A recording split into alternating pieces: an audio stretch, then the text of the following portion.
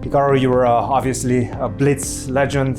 This format is going to challenge you in that regard as well. How do you plan on using this to your advantage? Yeah, so I think the format is very interesting with Blitz and Rapid and the semi-classical. I think certainly I'm hoping to get off to a fast start before we get to the classical portion. But that being said, I think mostly I'm going to look at this event as an opportunity to sort of prepare for the upcoming American Cup after this. So it should be a lot of fun. I'll probably experiment and try to play around with a lot of openings, see what works in the faster time controls. How do you adjust your strategy going from format to format in the same day?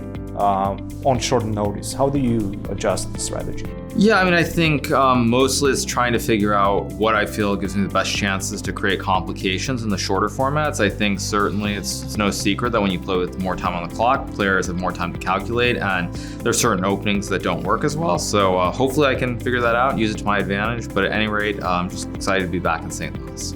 Absolutely. And this new format has money on every single game. Do you feel that's going to play to your advantage? Do you feel more or less pressure? How are you going to use that? If anything, the only way that it really matters is that certainly I think you try to look to where you feel you have the biggest edge. And I think the biggest advantage that I should have, at least from my general view, is in Blitz. So I'll probably try quite a bit harder in that format. I think that certainly in the semi-classical, much like regular classical chess, it probably will trend towards draws. But that being said, I think the one time I did play something similar to this in I believe it was 2016 or 2017, I forgot which year it was, with a non-Topalov and I think Fabiano as well.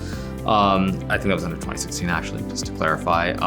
There were a lot of decisive games. So even though I expected to trend more towards draws, I think with money on the line, you could see a lot of decisive games. And I think for the fans, that should be a good thing. And whenever the time runs out, whenever you guys are going to the last few minutes, few seconds, the tensions usually run pretty high. What's your craziest chess moment and maybe something that you would like to replicate in this tournament?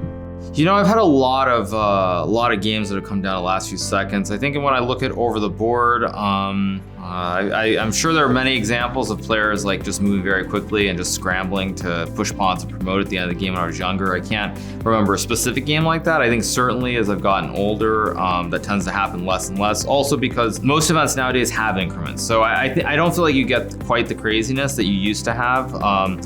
Especially when I was younger, when we just played straight up like 3-0, 5-0 all the time. So I can't think of an exact moment per se. I'm sure there's probably an Armageddon somewhere that comes to mind, but I've played chess a long time. So, I think just in general, it's a lot of fun when you get to those moments. I also think from a spectator standpoint, certainly having these scrambles, it gives a glimpse into how players are. I think when players have less time, you sort of see the emotions much more than when they have a lot of time to think and compose themselves. So it should be fun if we get into those situations, and hopefully mostly the fans enjoy it. Who would you say your toughest opponent will be if you were to predict in this event?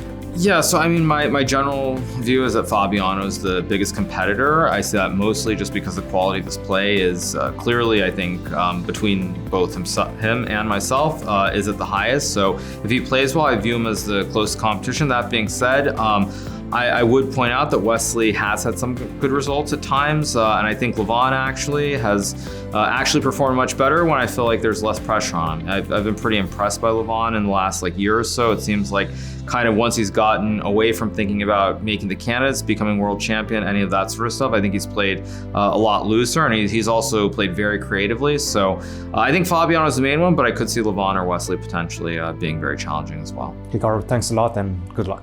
Thank you.